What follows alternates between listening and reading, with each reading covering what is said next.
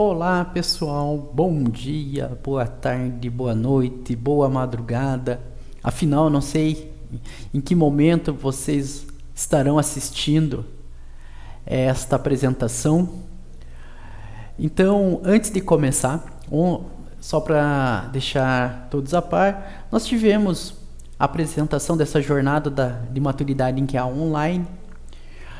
Porém, por questões técnicas, nós não conseguimos gravar esse material. Então, para que vocês o tenham e possam acompanhar, compartilhar, revisar, então nós estamos disponibilizando.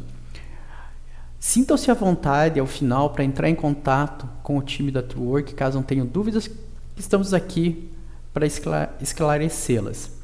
Então, vamos lá. Nessa jornada, nós apresentaremos o papel do QA, o valor estratégico para a organização de uma cultura de testes, os níveis de maturidade de teste e as melhores práticas e, ao final, ali, o nosso encerramento.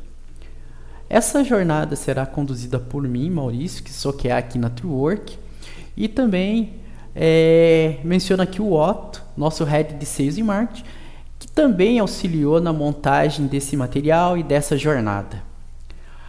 Então, nós temos uma série aqui de funções: engenheiro de teste, especialista em testes, engenheiro de automação de testes, analista de testes, testador e essa mais recente, engenheiro de desenvolvimento de software em teste. Mas para essa jornada, vamos chamar de QA.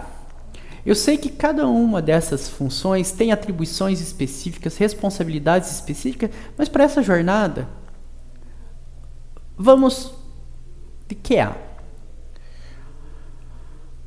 Antes de começar, eu quero deixar aqui uma provocação para que vocês pensem ao longo aí dessa apresentação sobre temas que nós vamos estar falando aqui que poderiam ter minimizado o impacto desta pergunta.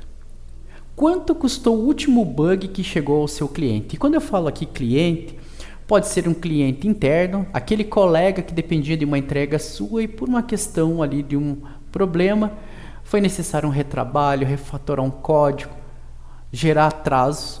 Ou aquele cliente lá, o teu cliente final, que estava lá na expectativa de ativar um ambiente em produção e por algum motivo ele não conseguiu. Então, quanto custou isso? Fica aí com essa pergunta e vai acompanhando ali ao longo dessa jornada o que nós vamos estar falando que poderia ter mitigado para que isso não acontecesse. Mas, afinal, o que é esse tal de QA? Então, o QA é a garantia da qualidade do produto e do processo. Ele está lá para agir de forma preventiva, reduzindo o risco de falhas. E dentro do QA existem algumas atividades típicas, como definição de padrões e métricas. Aqui dentro nós podemos mencionar a questão dos testes, porque se você parar para pensar, quando você cria um teste, no fundo você está sim colocando ali padrões a serem seguidos e métricas de aprovação. Auditorias e revisões. Também é um papel do QA, ele está ali naquele processo de estar vendo se aquilo que está sendo definido está sendo respeitado, está sendo entregue, inclusive fazendo revisões nesse processo e realimentando lá, por exemplo, um dono de produto ou um próprio desenvolvedor. Outra atividade também, treinamento de equipes. Veja bem, se o QA ele define padrões, ele está lá nas auditorias, nas revisões, significa que ele conhece aquele produto. Por que não ele também treinar as equipes? Afinal, ele tem esse conhecimento para ser repassado. Monitoramento de indicadores de qualidade. Veja, se você tem todo o acompanhamento do processo, você faz auditorias, você sabe os requisitos, os resultados dos requisitos, você também é capaz de fazer um monitoramento desse produto. Então, Quando nós falamos aqui nessas atividades, nós sempre estamos relacionando a qualidade. Mas existe uma questão: qualidade percebida versus qualidade real. Então, por uma questão, uma definição técnica, quando a gente está falando de qualidade percebida, a gente está falando sobre a percepção do cliente. Agora, quando eu falo de qualidade real, isso tem uma relação com algo mais burocrático, ou seja, desempenho, performance, estética. Então, um exemplo. Quando você fala, eu gosto muito daquele produto, eu acho aquele produto muito bom. Isso é uma qualidade percebida. Agora, quando estou falando da qualidade real, eu estou falando de métricas. Então, aquele produto ele é mais eficaz 20% quando comparado ao produto Y.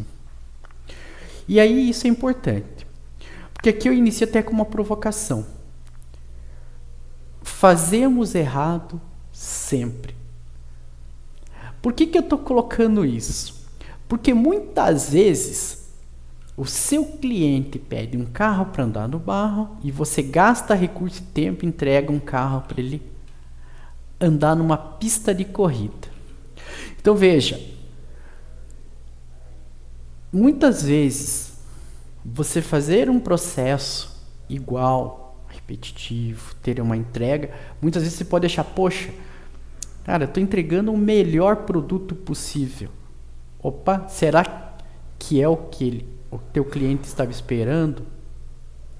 Então essa questão da qualidade percebida e a qualidade real, ela é muito importante de ser verificada e acompanhada. Sobre mentalidade de QA, outro aspecto. Quando falamos sobre o papel do QA, isso aqui é uma mentalidade. E é uma mentalidade que ela tem que permear toda a organização, para que essa responsabilidade da qualidade ela seja compartilhada. E quando isso acontece, algumas evidências ficam muito claras nos times. Porque o time ele começa a pensar em possibilidade de uso.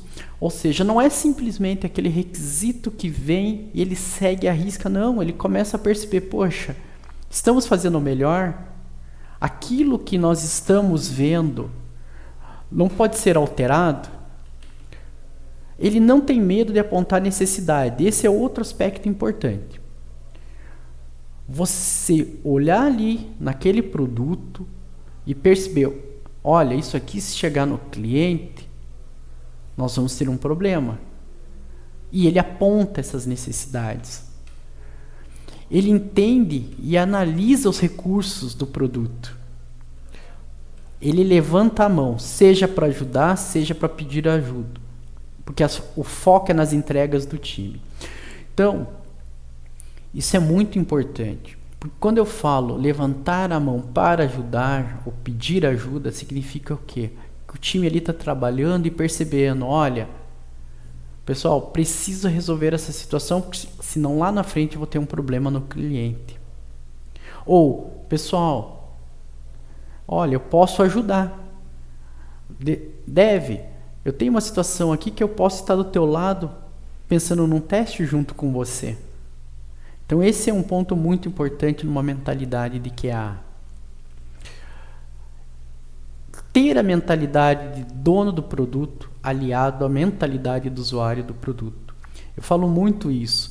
No momento que você entende o teu papel naquele processo, que você se preocupa não somente com aquela atividade que você está fazendo, mas você toma aquele produto para você.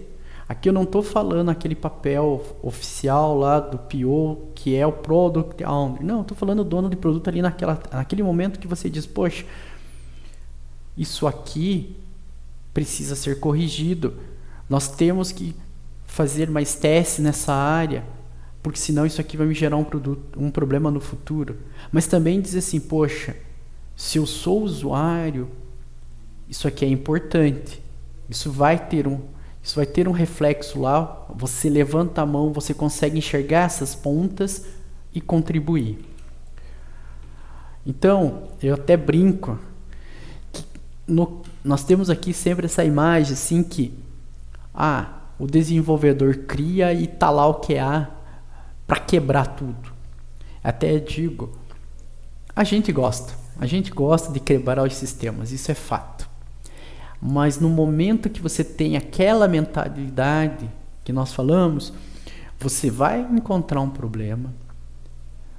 Você não vai transformar esse problema em algo, meu Deus, o mundo acabou. Não, pelo contrário, você vai entendê-lo. Você vai criar subsídios para chegar lá para o teu desenvolvedor e dizer assim, olha, encontrei esse problema, está aqui, estamos aqui para ajudar.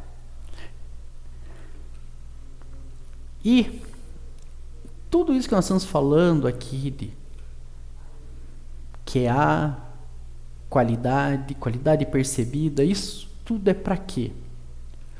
Para que você entenda esse ponto. A regra 1, 10, 100. Se você encontra um problema na fase inicial, lá nos requisitos, eu vou falar aqui de uma forma simplista, você ainda está lá no papel, você pode dizer assim, poxa, isso aqui, se for feito dessa forma, vai me gerar um problema lá no futuro. Opa, deixa eu corrigir agora. Você está no papel, está no início. Quando você já vai para a implementação e você encontra um problema, você já tem que voltar, ter um retrabalho. Nós já dizemos que já custa 10 vezes mais. Agora, se chega lá na produção, 100, eu posso estar sendo bonzinho, pode ser até mais. Porque, vamos pegar aqui um exemplo simples para vocês conseguirem criar ali na cabeça de vocês essa situação. Você encontra um problema lá no teu cliente em produção e você tem que mandar para campo 2, 3 colegas para fazer coleta de indícios, para acompanhar aquela situação. E você tem ali passagem aérea, você tem ali deslocamento, você tem ali hotel. Só isso, já imagine uma equipe, 1, 2 semanas em campo acompanhando uma situação. Então, isso acaba sendo muito custoso. E também a tua marca, afinal de contas, dependendo, é a tua marca que está ali. Então, só para vocês terem aqui uma ideia, eu trouxe aqui pelo menos 3 casos. Se vocês procurarem na literatura, vocês vão encontrar muito mais casos. Mas o foguete Ariane 96, por uma questão de uma conversão de números, o foguete ele explodiu 40 segundos após o lançamento, 370 milhões de dólares em perda. Em 2009, entre 2009 e 2011, a Toyota teve um problema onde o carro tinha momentos de aceleração não intencional. Multas de 1,2 bilhão de dólares e recall de mais de 10 milhões de veículos. 2024, a Stellantis, ela teve um problema que módulos de ABS desativavam. Recall em aproximadamente 1,5 milhão de veículos. Eu tenho certeza que se vocês pararem aí, vocês devem estar se lembrando de outros casos, mas a questão aqui é o impacto para a imagem dessas empresas.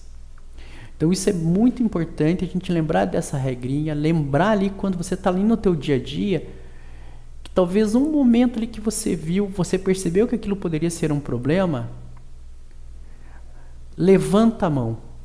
Como eu disse, é nessa hora, você pode estar ali não só minimizando um problema no produto, mas você está ali protegendo a tua marca, a tua empresa.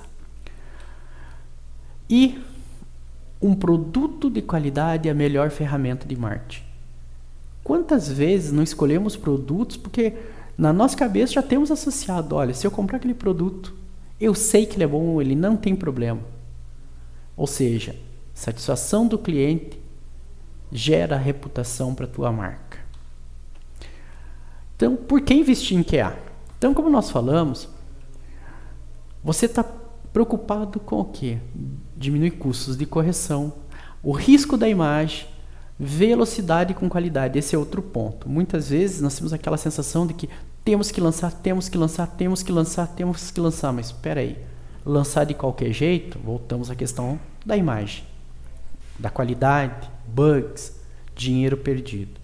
Então, quando você tem ali um QA organizado, você consegue fazer entregas melhores e sim, você passa a ter velocidade, mas uma velocidade responsável.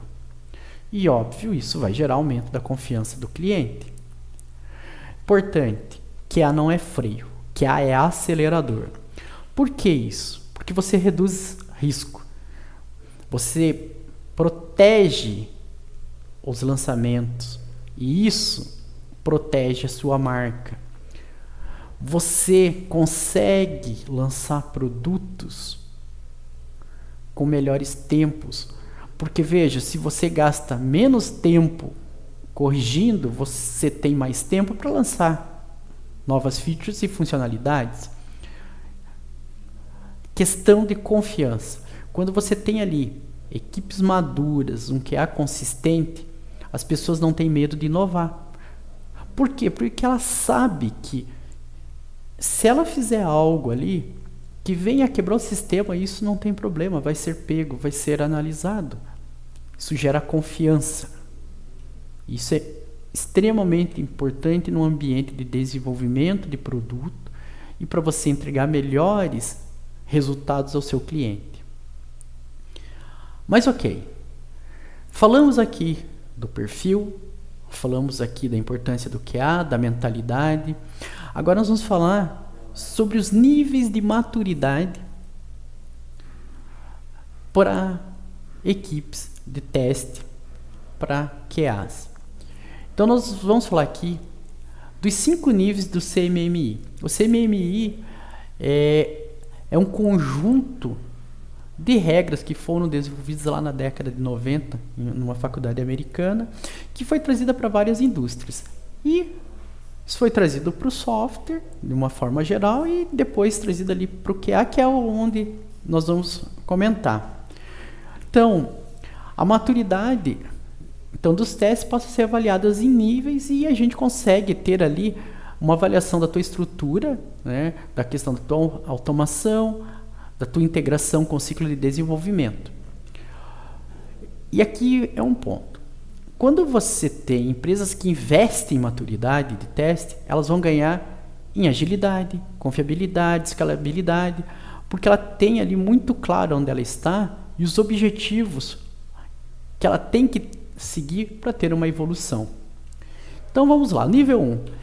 Esse nível 1, ali o primeiro degrauzinho da nossa escada, os testes, eles são feitos ali, eu vou até brincar, eles são feitos do jeito que dá. Você não tem um processo definido ou padronizado. Ou seja, o sucesso acaba dependendo dos profissionais.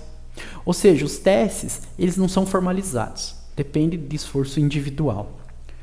As falhas geralmente são descobertas na produção e ele não tem um processo estruturado. No nível 2. No nível 2, você já começa a ter processos básicos, você já consegue ter atividades sendo repetidas com certo grau de previsibilidade, ainda você tem pouca documentação, mas aí que tá, você já passa a ter ali um planejamento básico. Os casos já começam a ser documentados, você já tem até um ambiente de teste separado. E você começa a ter ali indicadores simples. Você já começa a coletar número de bugs, você já começa a saber número de testes, você já começa a ter alguns indicadores.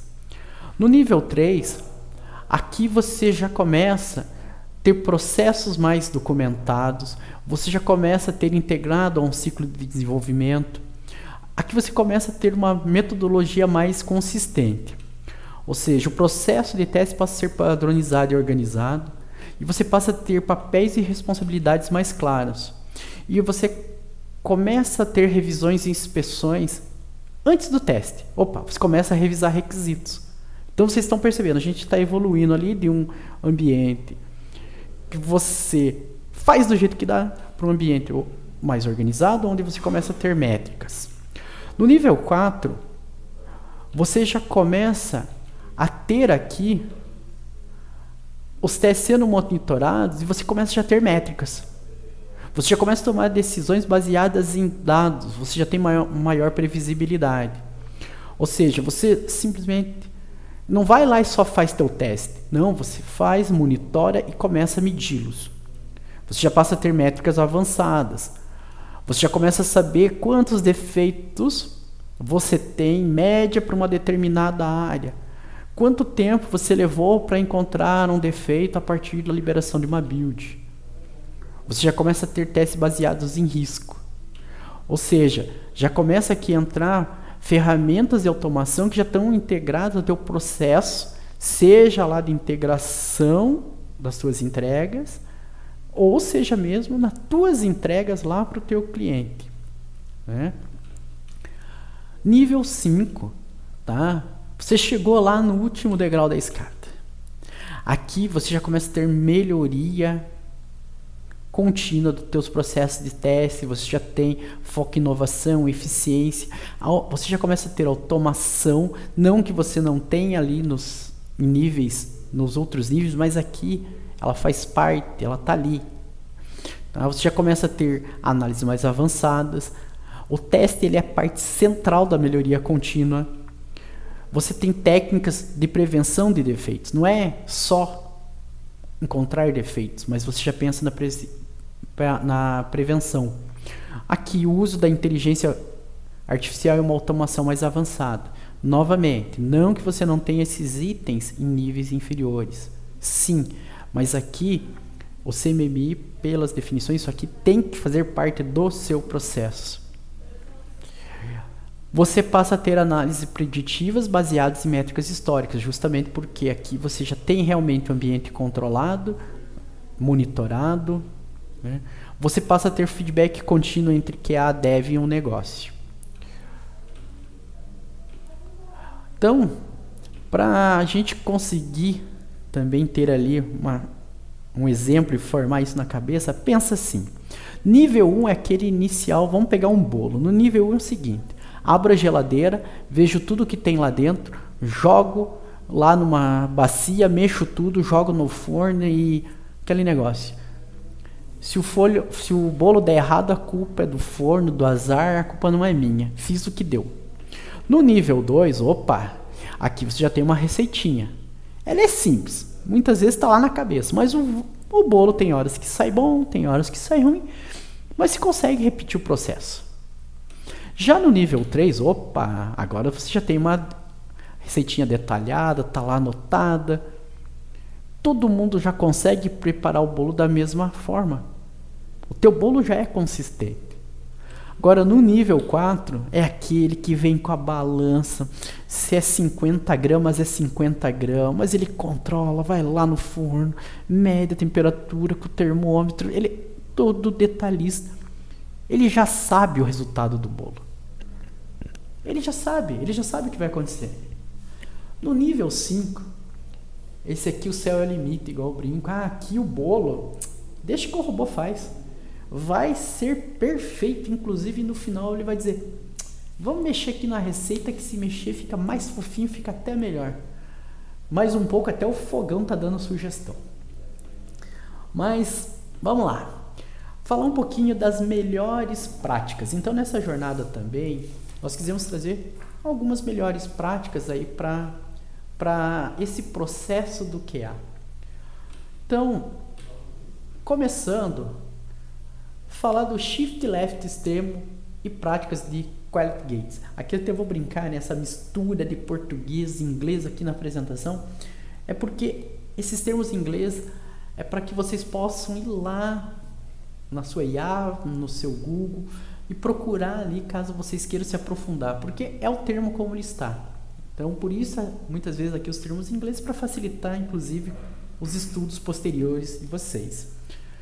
Então, o Shift Left, ou seja, deslocamento extremo para a esquerda, é o que? É você trazer o QA lá para o início do desenvolvimento do produto. Ou seja, você integra o QA lá desde a fase de concepção e design do produto.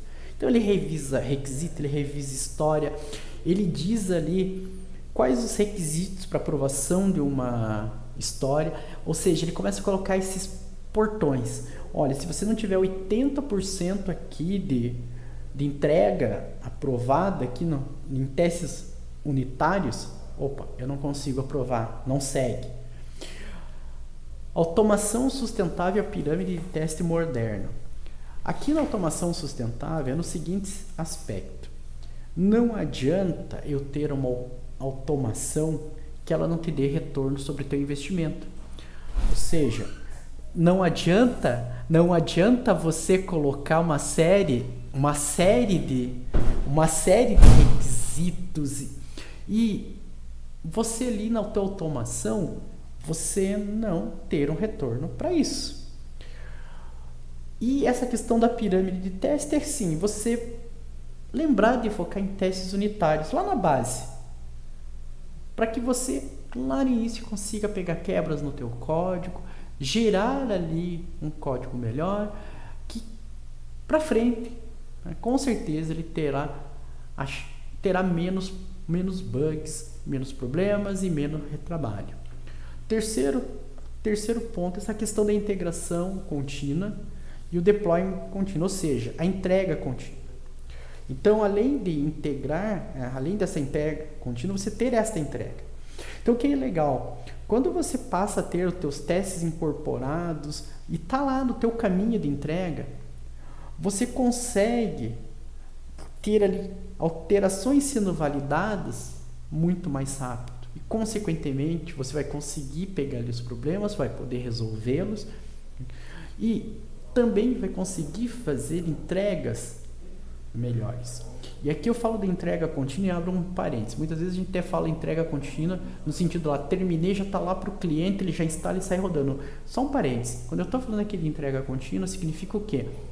O teu código ele está pronto para ir para uma produção. Se isso vai ser feito ou não, é uma decisão sua lá na frente. Não, eu quero colocar este código em produção, sim ou não, mas ele está pronto. Então essa é a questão. E o próximo, gestão de dados e ambiente. Esse é o outro aspecto, outra melhor prática que a gente traz. Quando você passa a ter dados realistas para os seus testes. Quando eu falo dados realistas, eu não estou falando para você ir lá e pegar uma cópia de dados da produção. Até isso não é legal, você ter lá dados reais. Não, você cria uma massa de testes, uma massa de dados realista. Inclusive, você passa até a ter o versionamento dessa massa de dados. Para quê?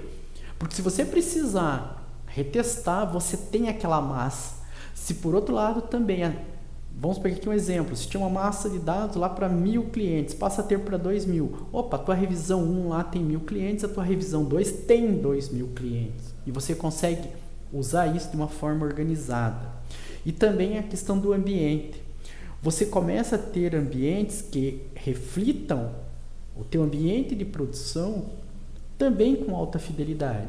Por quê? Porque você tendo situações mais semelhantes ao campo, claro, você vai conseguir pegar situações que talvez você não pegasse ali usando um cenário qualquer. E aqui, observabilidade em qualidade. Aqui é o shift right, ou seja, se lá era o QA à esquerda, aqui é o QA à direita, ou seja, é o QA já com o olhar na produção, monitorando, fazendo telemetria, vendo se aquilo que foi entregue está ok. E aqui eu até coloco um exemplo para ficar claro.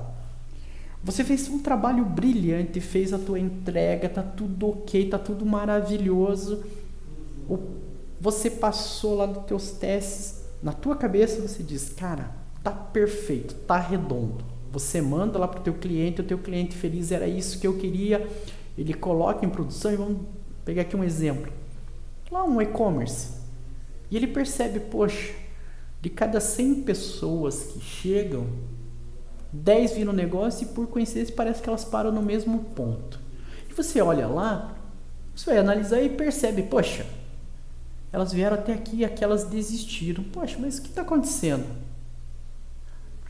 Nossa, mas tem uma lentidão aqui de 3 segundos a mais em relação a outra tela. Mas isso aqui não... Você percebe que isso não é um bug. Mas isso é uma questão, uma percepção de usuário que por algum motivo ele diz, eu não quero esperar esse tempo e ele desiste. Claro, estou exagerando, mas a ideia é Percebi que isso aconteceu. Olha, pessoal, estou percebendo que por algum motivo o núcleo que é compras no nosso site, a partir de um determinado momento não acontece. Opa, eu realimento e vejo o que está acontecendo e eu ajudo nesse processo. E agora, tcharam, a cerejinha do bolo. Não tem como não falar do papel da IA em testes. Hoje, nós escutamos falar de IA a todo momento. E hoje o que mais tem são ferramentas, gurus com fórmulas mágicas. Mas o que eu trago aqui é, voltamos lá nos níveis. Se você não tiver uma estrutura organizada, se você não tiver processos, você vai investir e não vai ter aqueles resultados esperados. Então, aonde que a IA vem aqui para te ajudar? Ela vem para ajudar a gerar dados mais realistas, você analisar log, você identificar padrões. E desta forma, aí sim, a IA ela vem para contribuir. Importante, IA não substitui testador, ele potencializa. Por que isso? Porque muitas vezes nós vemos aí vendendo mágicas que você vai colocar IA no teu processo e para muitos vem a imagem, poxa, aperta um botão e está tudo resolvido. Calma, não é assim. Você tem que ter olhar humano, porque afinal de contas, o teu produto, ele vai chegar lá no teu cliente e você tem que dizer para tu IA o que esperar. Então, não existe mágica. Então, ela vai potencializar o testador. Por quê? Porque você vai conseguir ter geração automática de testes. Você pode conseguir fazer testes exploratórios aqui com alguns agentes. Você vai conseguir ter uma análise de logs para prevenir falhas. Um exemplo, poxa, você tinha lá uma massa de logs gigantesca para analisar que levava lá 10 horas. Poxa, a IA talvez ela faça ali em tempo muito menor e vai te dar o resultado. Ó, o que você está procurando está aqui. E nesse meio tempo, você estava lá em outra atividade. É essa potencialização que nós estamos falando. Aqui uma automação inteligente, ou seja, ela começa a gerar casos de teste a partir dos teus requisitos. Questão de comparação de telas. Então, a IA ela vem para ajudar num monte de pontos ali que hoje você gastaria muito tempo e ela pode vir para te ajudar. Fazendo análise, uma parte mais analítica, ou seja, IA prevendo áreas de falha. E como tudo tem vantagem e desafios. E vejam, novamente, IA não substitui testador, mas ela atua como um parceiro colaborativo. Então, a IA, ela vem, ela te dá uma maior eficiência, ela te ajuda numa melhor cobertura de testes, numa detecção precoce de bugs, na redução de custos de QA. Quando eu falo redução de custos, é justamente porque você consegue pegar lá o teu QA e ele trabalhar em mais funções. Novamente, vamos pensar aquela questão lá do log. Em paralelo, aquele log que lá a IA está analisando, o testador está lá desenvolvendo novos testes, melhorando os testes. Então, esse é o ponto. Mas tem desafios. Não adianta você falar em IA sem ter um treinamento de alta qualidade. Existe complexidade em integrar ferramentas, porque hoje o que acontece? Existe uma infinidade de ferramentas sendo lançadas, mas todas elas, quando traz ali para o teu ambiente, ela tem uma complexidade para ela ser colocada, para ela ser usada, para ela ser integrada. E nem sempre é simples. Isso requer o quê? A necessidade de novas habilidades nas equipes. Então, quando falamos aqui na IA, é importante ter isso em mente. Ela vem para ajudar. E mesmo lá no nível 1, né, mesmo naquele cenário mais caótico, ali ela já pode estar auxiliando de forma muito simples. Às vezes num prompt, que você chega lá no teu prompt, olha, tenho o meu produto XYZ, preciso gerar aqui casos de testes críticos. Por gentileza, me dê lá umas sugestões. A IA já vai te trazer, já vai te ajudar. Então, muitas vezes a gente está pensando em coisas difíceis, complexas, mas às vezes um prompt lá no início já vai conseguir te ajudar, e essa é a ideia. Porque ao longo dos níveis, sim, as complexidades vão aumentando e sim, a IA ela também vai aumentar em complexidade, mas aí sim você sabe o momento de colocar, aonde e para quê. Porque colocar por colocar não vai ter o resultado que você está esperando.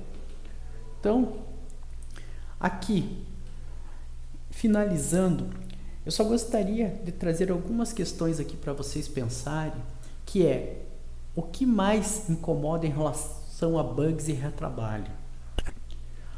O que vocês esperam de um parceiro em QA?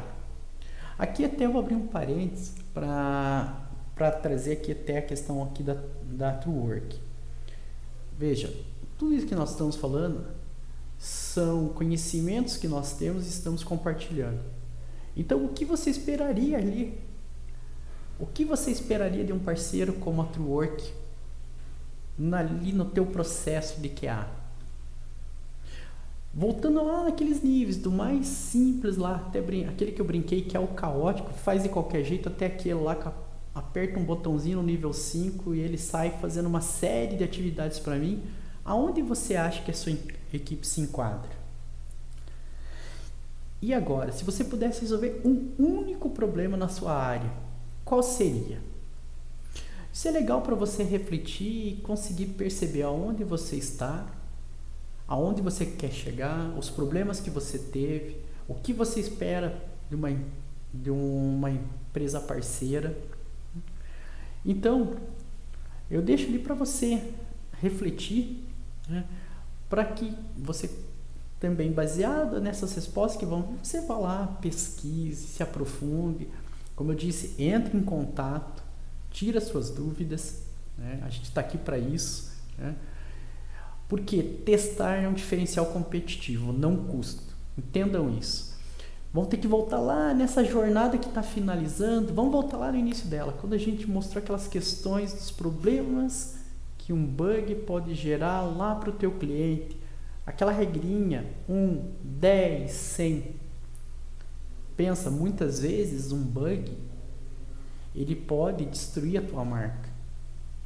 Então, quando você testa, quando você investe, por isso a palavra investimento, quando você investe em testes, isso não é custo.